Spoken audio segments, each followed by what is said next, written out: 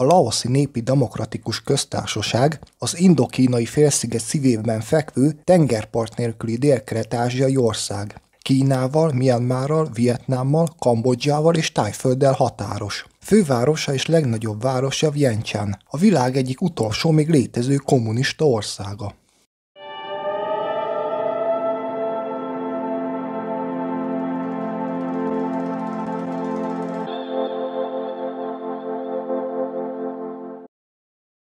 A csökkenő egyedszámok ellenére a vadon élő elefántokat Laosz egyik nemzeti szimbólumának tekintik, és korábban Lánsángnak hívták, ami lefordítva annyit tesz az 1 millió elefánt földje. Fangun király 1354-ben nevezte el így a királyságát, mivel hatalmas legelők vették körül, ahol vadelefántok éltek.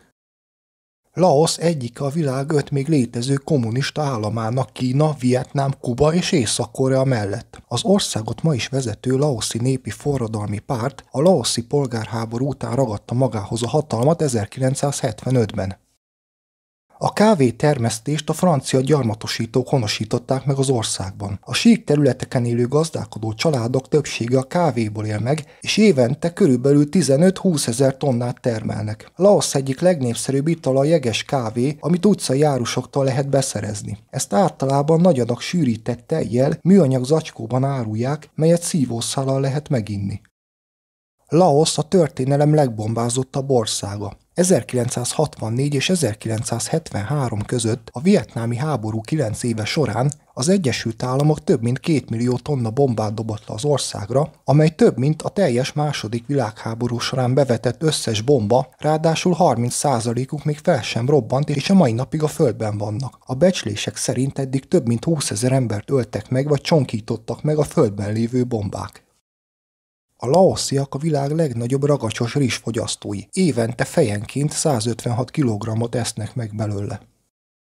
A laosziak a legfiatalabb ázsiai nép, ugyanis az ország lakosságának 70%-a 30 éven aluli. Az országnak saját sörmárkája is van. A Birlao Laosz díjnyertes nemzeti söre, melyet helyben termesztett jászminrizsből, Franciaországból vagy Belgiumból importált malátából, Németországból származó élesztőből és komlóból készítenek. A Birlao 2006-ban és 2010-ben is elnyerte a Monde Selection aranyminőségi díját. Laoszon kívül is népszerű, különösen Kambodzsában és Thaiföldön, valamint a világ több tájára is exportálják, Japántól az Egyesült Államokig. Laosz az egyetlen olyan ország, ahol a buddhizmus és a kommunizmus jól megfér egymás mellett. Az uralkodó elit még ösztönzés a polgárokat, hogy szerzetesekké váljanak. Laosz hivatalos pénznemét kipnek nevezik. Ez egy zárt valuta, ami azt jelenti, hogy nem lehet eladni vagy megvásárolni az országon kívül. Ha marad nálad néhány laoszi kip, mielőtt elhagynád az országot, költsd el helyben, mert legfeljebb szuvenírként őrizheted meg.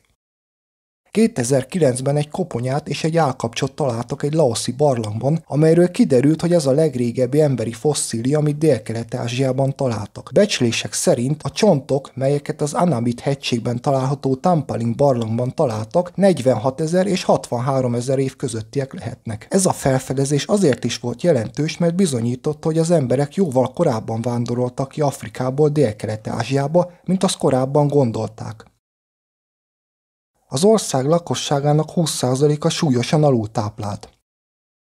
Laosz nemzeti lobogója vízszintes piros-kék-piros csíkokból áll össze. A piros a szabadságot és a függetlenségért harcolók vérét, a kék pedig az ország jövőbeli bőségét, valamint a Mekong folyót jelképezi. A középső fehér korong a japán zászlóra utal, mivel a második világháborúban a japánok támogatták a laoszi függetlenségi mozgalmat.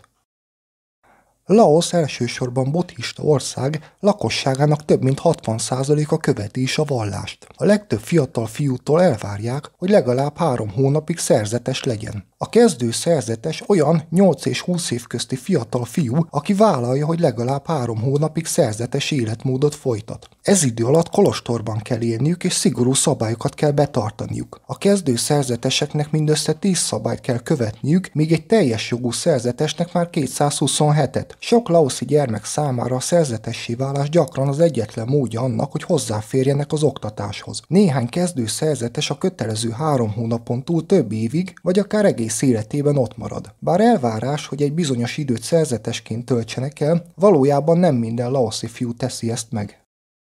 A laosziak a második legalacsonyabb emberek a világon, a maguk 155,89 cm-es átlag magasságukkal. Tőlük csak a 155,47 cm-es kelet-timúriak alacsonyabbak.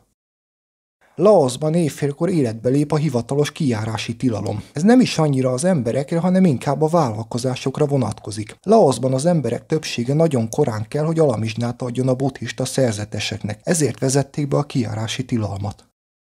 A laoszi egyik annak a 4 nemzeti himnusznak, melynek szövegét egy nő írta.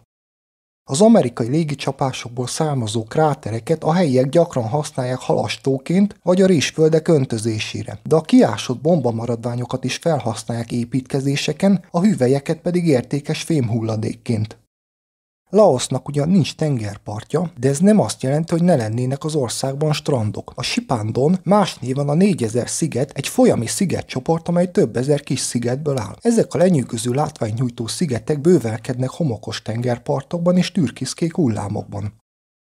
Vientianetől 25 kilométerre délkeletre található a Sengjuan, vagy ismertebb nevén a Buddha Park. A parkban 200 hindu és buddhista szobor van, melyek nagyon réginek tűnnek, a parkot azonban valójában 1958-ban hozta létre egy Luanpu nevű szerzetes. Alig több mint 50 évvel ezelőtt a sűrű dzsungel mélyén, a mészkősziklák között megbújva a vientiangi barlangok egykor több mint 20 000 laoszinak adtak otthont, akik a vietnámi háború alatt közel egy évtizeden át rejtőztek az amerikai bombák elől. Ezt a több mint 400 mészkőbarlangból álló bonyolult hálózatot, melyet általában a győzelem városa néven ismernek, Khe Son Phonviván, a laoszi kommunista mozgalom vezetője alapította. A titkos barlangok otthonokat, iskolákat, piacokat, pékségeket, bankokat, színházakat, de még kórházakat is nyújtattak a lakosok számára. Ma a barlangok múzeumként vonzzák a látogatókat.